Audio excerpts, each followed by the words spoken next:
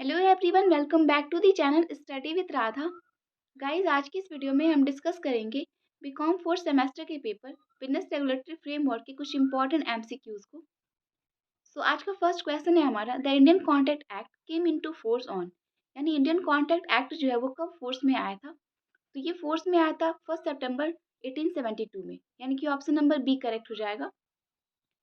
Next question है, the Indian contract act applies to the, Indian contract act जो है वो कहाँ कहाँ अप्लाई होता है।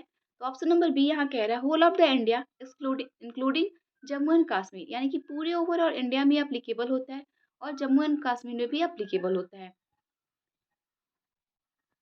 नेक्स्ट क्वेश्चन पूछ रहा है, an agreement consist of reciprocal promise between at least, एक समझौते में कम से कम के बीच पारस्परिक वादे शामिल होते हैं। तो कितनी पार्टीज के बीच होते हैं, तो कम से कम 2 पार्टी जिसमें इन्वॉल्व होती है तभी ये कोई भी एग्रीमेंट कंसिस्ट होता है, प्रोमिसेस होते हैं इसमें।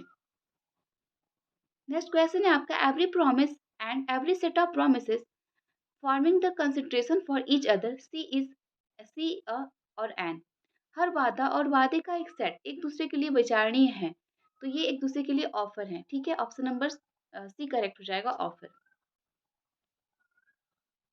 नेक्स्ट क्वेश्चन है आपका, contract is defined as an agreement enforceable by law vide section, अनुबंध के धारा के अनुसार कानून द्वारा लागू करने योग्य समझौते के रूप में परिभाषित किया गया है। तो किसको किया गया है, यहाँ ऑप्शन नंबर आपका सी करेक्ट हो जाएगा, सेक्शन 2H के तहत। नेक्स्ट क्वेश्चन कह रहा है, वैलिड कॉन्ट्रैक्ट, वैलिड कॉन्ट्रैक्ट इसमें से बताने हैं। तो पहले are made by free consent, यानी कि जो वैलिड कॉन्ट्रैक्ट होता है वो फ्री कंसेंट से, यानी कि आजाद सहमति से बना होता है। दूसरा कह रहा है, are made by competent parties, यानी कि जो पार्टीज हैं कॉन्ट्रैक्ट के बीच में, जिनके बीच कॉन्ट्रैक्ट हो रहा है वो कम्पिटेंट होने चाहिए, कम्पिटेंट इन द सेंस योग्य होने चाहिए। सेकंड थर्ड कह रहा है, have lawful consideration and lawful object, यानी कि जो भी वैलिड कॉन्ट्रैक्ट है उसमें जो कंसिडरेशन है वो लॉफुल होना चाहिए और उसका जो ऑब्जेक्ट है वो भी लॉफुल होना चाहिए। तो यहाँ पे सारे ही ऑप्शन करेक्ट है अपनी जगह पे, तो ऑप्शन नंबर डी करेक्ट रहेगा, all of the above. Next question कह रहा है, अ कॉन्ट्रैक्ट क्रिएट्स, एक कॉन्ट्रैक्ट जो है वो बनता है या क्रिएट होता है। तो फर्स्ट ऑप्शन कह रहा है आपका, right and obligation for of the parties to it. दूसरा कह रहा है obligation of the party to it, तो यहाँ पे करेक्ट ऑप्शन होगा obligation of the party to it. ठीक है, नेक्स्ट क्वेश्चन पूछ रहा है, in agreements of a purely domestic nature the intention of the parties to create legal relationship is, पूर्णतः घरेलू प्रवृत्ति के समझौतों के पक्षों का इरादा कानूनी संबंध बनाने का होता है। तो यहाँ पे करेक्ट ऑप्शन बताना है हमको कि किसका होता है। तो ऑप्शन नंबर आपका करेक्ट हो जाएगा ए। ए कह रहा है आपका, to be proved, to be prove to the satisfaction of court. ठीक है, ये कोर्ट में सेटिस्फेक्शन की तरह से प्रूफ हो चुका हो। ठीक है, ऑप्शन नंबर ए करेक्ट हो जाएगा। नेक्स्ट क्वेश्चन कह रहा है, dash is the forbidden by law, इसमें से कौन सा लॉ के द्वारा फॉरबिडन किया गया यानी कि निषेध किया गया है। तो इलीगल एग्रीमेंट, जितने भी इलीगल एग्रीमेंट होते हैं वो लॉ के द्वारा प्रोहाइबिटेड किए होते हैं या फिर फॉरबिडन किए गए होते हैं। नेक्स्ट क्वेश्चन कह रहा है, और makes A makes a contract with B to beat his business competitors. This is an example of, A अपने व्यापारिक प्रतिस्पर्धी को हराने के लिए B के साथ एक अनुबंध करता है।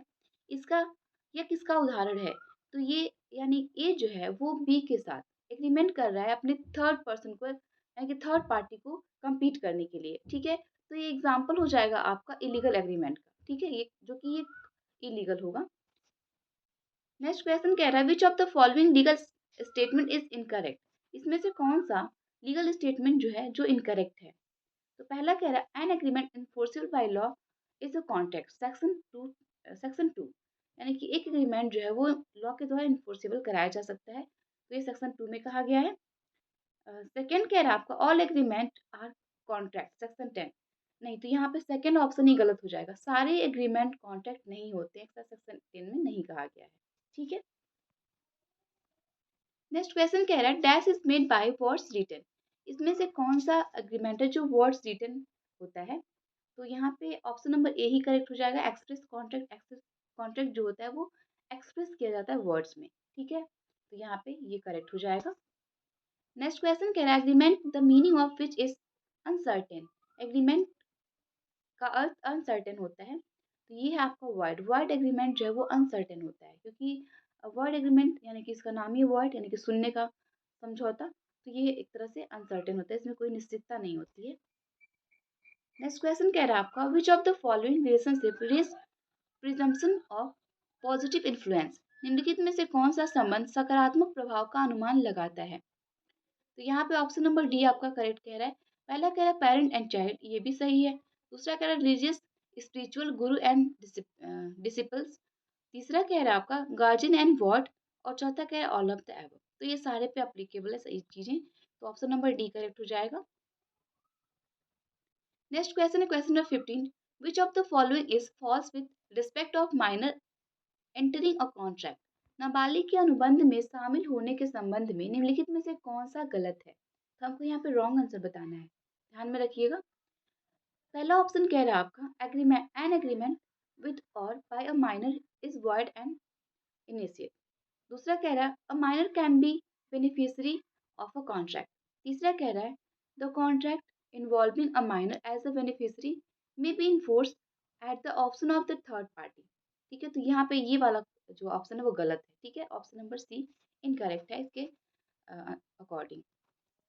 नेक्स्ट क्वेश्चन कह रहा है drawing cash from ATM sale by fall of hammer at an auction sale etcetera are example of. ATM से नकदी निकालना, नीलामी में हथौड़े को मारकर बिक्री करना आदि इसमें के उदाहरण है। तो इसके उदाहरण है आपका इम्प्लाइड कॉन्ट्रैक्ट के। ठीक है, एक गर्भित अनुबंध का उदाहरण है ये सब।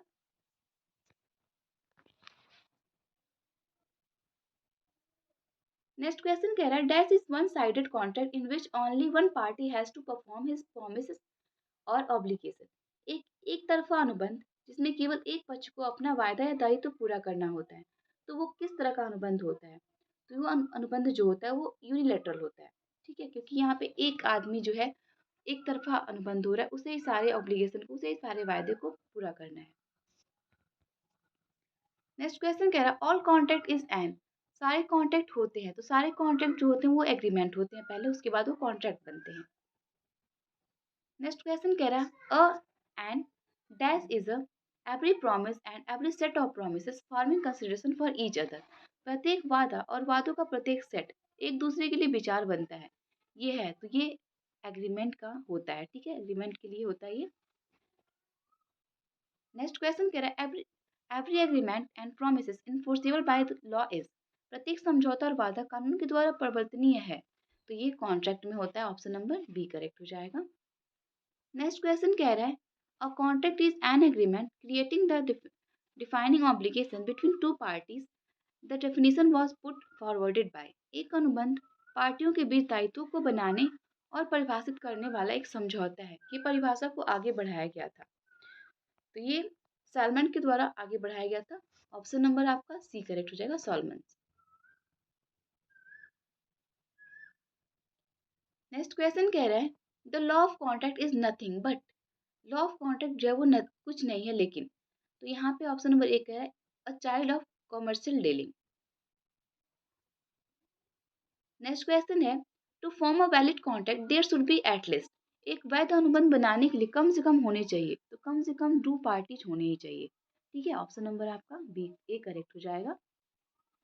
नेक्स्ट क्वेश्चन कह रहा है contractual right and duty are created by, यानी जो कॉन्ट्रेक्चुअल राइट है और ड्यूटी है वो किसके द्वारा बनाया जाता है, तो वो क्या जाता है पार्टीज के बीच। ठीक है, ऑप्शन नंबर सी करेक्ट हो जाएगा।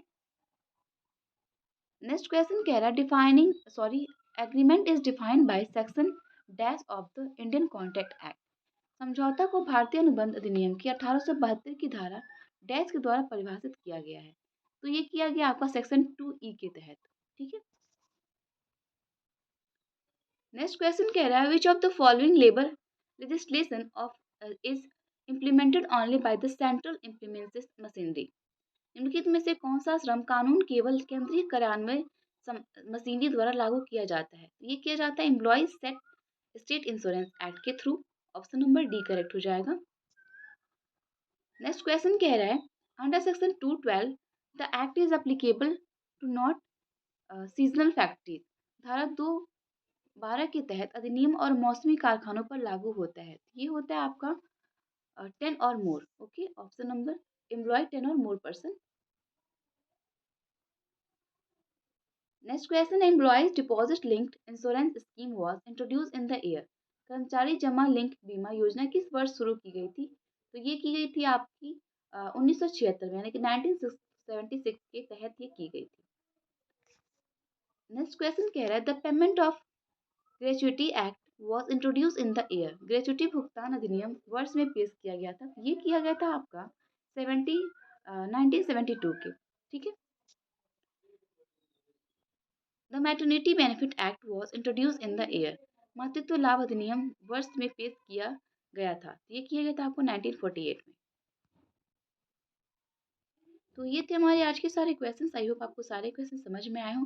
मिलते हैं नेक्स्ट वीडियो में कुछ और इंपॉर्टेंट क्वेश्चंस के साथ। Thank you, have a good day.